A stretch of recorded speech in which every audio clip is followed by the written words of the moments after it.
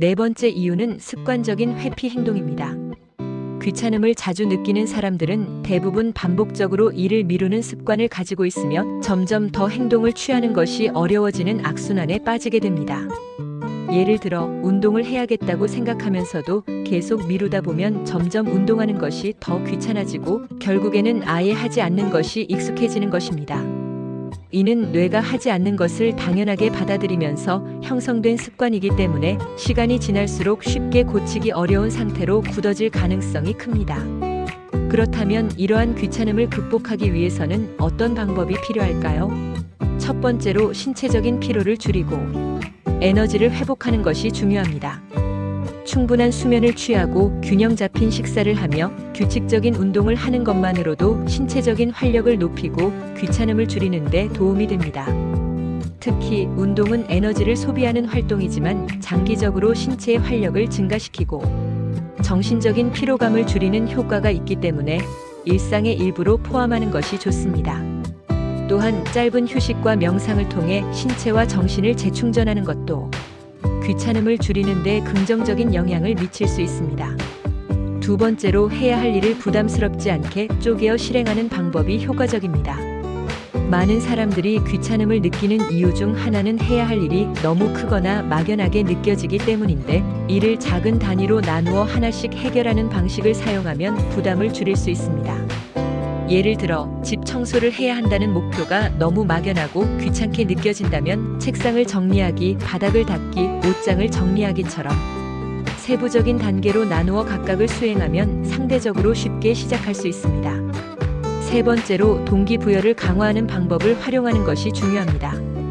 귀찮음을 극복하기 위해서는 자신이 해야 할 일에 대해 명확한 동기를 부여하는 것이 필요하며, 이를 위해 보상을 설정하는 것도 좋은 방법입니다. 예를 들어 이 일을 끝내면 좋아하는 음식을 먹겠다거나 이 목표를 달성하면 게임을 할 수 있다는 식으로 스스로에게 보상을 제공하면 일을 수행하는 것이 덜 귀찮게 느껴질 수 있습니다. 또한 자신의 행동에 대한 의미를 부여하는 것도 중요합니다. 예를 들어 운동을 단순히 귀찮은 일로 인식하는 것이 아니라 건강을 위해 꼭 필요한 과정이라고 생각하면 실행하기가 더 쉬워질 수 있습니다. 네 번째로 미루는 습관을 개선하고 즉시 행동하는 연습을 하는 것이 필요합니다. 귀찮음을 자주 느끼는 사람들은 보통 나중에 해야지라는 생각을 자주 하는데, 이러한 사고방식이 반복되면 결국 아무것도 하지 않는 상태에 빠질 수 있습니다. 따라서 어떤 일이든 즉시 실행하는 습관을 기르는 것이 중요하며 5초 법칙과 같은 방법을 활용하면 도움이 될 수 있습니다. 5초 법칙이란 어떤 행동을 해야겠다고 생각한 순간 5초 안에 바로 실행하는 방식으로, 운동을 해야겠다고 생각한 후 5초 안에 일어나서 스트레칭을 시작하는 식으로 적용할 수 있습니다. 이렇게 하면 귀찮음을 극복하고 행동으로 옮기는 것이 훨씬 쉬워질 수 있습니다. 마지막으로 주변 환경을 정리하고 생산적인 분위기를 조성하는 것도 중요합니다. 귀찮음을 느끼는 경우 주변 환경이 어수선하거나 산만할 때 더욱 행동하기 어려워질 수 있습니다. 따라서 일하기 좋은 환경을 조성하고 불필요한 방해 요소를 제거하는 것이 도움이 됩니다. 예를 들어 공부를 해야 하는데 핸드폰이 자꾸 신경 쓰인다면 핸드폰을 멀리 치워두거나 조용한 공간에서 집중할 수 있도록 환경을 조성하는 것이 좋습니다. 결론적으로 귀찮음은 단순한 게으름이 아니라 신체적 피로, 심리적 부담, 동기 부족, 습관적인 회피 행동 등의 다양한 요인에 의해 발생하는 복합적인 현상입니다.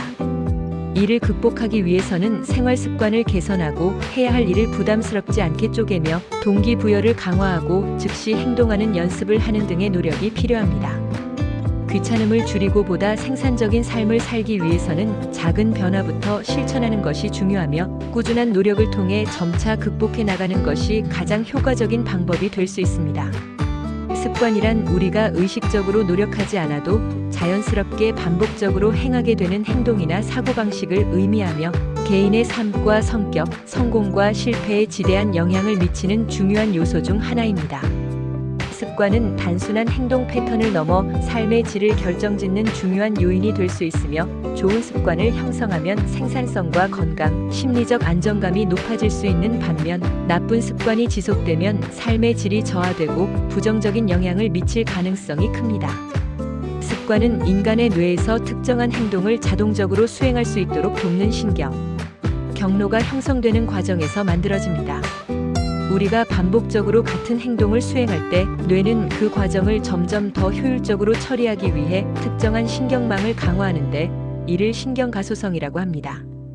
즉, 어떤 행동이 반복될수록 그것이 익숙해지고 마치 자동 조종 모드처럼 특별한 노력을 기울이지 않아도 자연스럽게 실행되게 되는 것입니다. 예를 들어 처음에는 어려웠던 자전거 타기가 시간이 지나면서 자연스럽게 몸에 익숙해지는 것과 같은 원리입니다. 습관은 신호행동 보상의 세 가지 요소로 구성됩니다. 신호 특정한 행동을 촉진하는 환경적, 심리적 요인입니다. 예를 들어 아침에 일어나자마자 커피를 마시는 습관이 있다면 아침에 일어난다는 것이 습관을 유발하는 신호가 됩니다. 행동 신호에 의해 자동적으로 실행되는 습관적인 행동입니다. 위의 예에서 커피를 마시는 것이 이에 해당합니다. 보상 해당 행동을 수행한 후 얻게 되는 긍정적인 결과로 이는 습관을 지속시키는 핵심적인 요소가 됩니다. 커피를 마시면 잠이 깨고 기분이 좋아진다면 뇌는 이 행동이 좋은 결과를 가져온다고 인식하여 같은 행동을 반복하도록 유도합니다. 그렇다면 좋은 습관을 형성하고 유지하기 위해서는 어떤 방법이 필요할까요? 첫째, 작은 목표부터 시작하기. 습관을 형성할 때 가장 중요한 것은 한 번에 너무 큰 목표를 설정하지 않는 것입니다. 사람들은 보통 갑자기 극적인 변화를 원하지만 너무 큰 변화를 시도하면 실패할 가능성이 높고 좌절감을 느껴 습관을 유지하기 어려워질 수 있습니다. 따라서 아주 작은 행동부터 시작하는 것이 효과적입니다. 예를 들어 운동 습관을 기르고 싶다면 처음부터 하루에 1시간씩 운동하겠다고 결심하는 것보다는 매일 5분씩 가벼운 스트레칭을 하는 것부터 시작하는 것이 더 현실적이고 지속 가능성이 높습니다.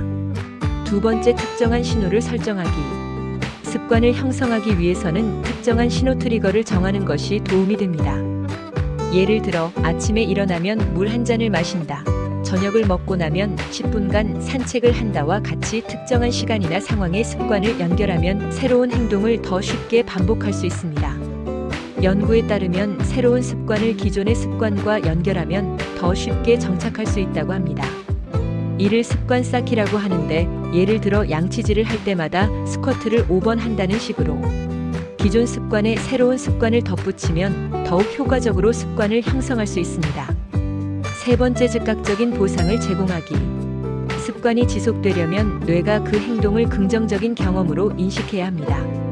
따라서 습관을 수행한 후 즉각적인 보상을 설정하는 것이 효과적입니다. 예를 들어 운동 후 좋아하는 음악을 들으며 휴식을 취하거나 독서를 마친 후 작은 간식을 먹는 등의 방법을 사용할 수 있습니다.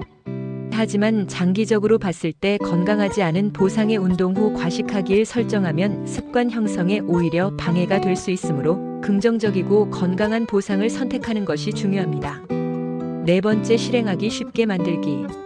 습관을 유지하기 위해서는 행동을 최대한 간단하고 쉽게 만드는 것이 중요합니다. 예를 들어 아침에 조깅하는 습관을 기르고 싶다면 운동복과 운동화를 침대 옆에 미리 준비해두면 실행하기가 훨씬 쉬워집니다. 반대로 나쁜 습관을 줄이려면 실행하기 어렵게 만들면 됩니다. 예를 들어 스마트폰을 자주 사용하지 않으려면 침대에서 멀리 두거나 SNS 앱을 삭제하는 것도 좋은 방법이 될 수 있습니다. 다섯 번째, 꾸준히 반복하여 자동화하기. 새로운 습관이 형성되기 위해서는 일정한 기간 동안 꾸준히 반복해야 합니다. 일반적으로 새로운 습관을 형성하는 데는 평균적으로 21일이 걸린다는 말이 있지만 연구에 따르면 습관이 완전히 정착하는 데는 66일 정도가 걸린다고 합니다. 따라서 단기간의 변화를 기대하기보다는 꾸준히 반복하며 습관을 자동화하는 것이 중요합니다. 여섯 번째, 자신을 책임질 수 있는 환경을 만들기. 습관을 지속하기 위해서는 주변 환경을 활용하는 것도 좋은 방법입니다. 예를 들어 헬스장에서 운동하는 것이 목표라면 친구와 함께 등록하여 서로 격려하고 책임질 수 있도록 하는 것이 도움이 될 수 있습니다. 또한 오늘 목표를 달성하면 캘린더에 표시한다와 같이 기록하는 습관을 들이면 성취감을 느끼고 지속할 가능성이 높아집니다. 일곱 번째, 실패해도 다시 시작하기. 새로운 습관을 형성하는 과정에서 한두 번 실패하는 것은 자연스러운 일이며 이를 지나치게 심각하게 받아들이지 않는 것이 중요합니다. 많은 사람들이 습관을 하루라도 지키지 못하면 나는 실패했어 라고 생각하고 포기해버리지만 중요한 것은 완벽하게 지속하는 것이 아니라 장기적으로 유지하는 것입니다. 예를 들어 한 번 운동을 빼먹었다고 해서 완전히 포기하는 것이 아니라 다음날 다시 시작하면 됩니다. 결론은 습관은 우리가 매일 반복하는 행동이기 때문에 장기적으로 삶의 질을 결정하는 중요한 요소가 됩니다. 따라서 좋은 습관을 형성하고 나쁜 습관을 줄이는 것은 매우 중요한 과정이며 이를 위해서는 작은 목표부터 시작하고 신호와 보상을 설정하며 환경을 조성하고 꾸준히 반복하는 것이 필요합니다. 습관 형성에는 시간이 걸리지만 올바른 방법을 활용하면 누구나 긍정적인 변화를 만들어낼 수 있으며 이를 통해 더욱 건강하고 만족스러운 삶을 살 수 있습니다. 결국 집 밖을 나가지 못하는 다양한 이유들은 개인적인 상황과 환경에 따라 다르게 작용하지만 이를 해결하기 위해서는 자신의 상황을 객관적으로 분석하고 조금씩 실천 가능한 방법을 찾아 점진적으로 개선해 나가는 것이 중요합니다. 단순히 외출을 강요하기보다는 본인이 부담스럽지 않은 방법으로 자연스럽게 생활의 균형을 맞추는 것이 장기적으로도 건강한 생활 습관을 유지하는 데 도움이 될 것입니다. 지금 당신이 어떤 이유로든 집 안에 머물러 있어야 한다면 괜찮아요. 세상은 언제나 우리를 기다려주고 우리는 우리의 속도대로 걸어나가면 됩니다. 괜찮아요. 서두르지 않아도 돼요. 모든 것이 빠르게 변하는 세상이지만 당신은 당신만의 속도로 나아가면 됩니다. 지금 이 순간도 소중한 과정이에요. 지금의 나를 있는 그대로 받아들여 주세요.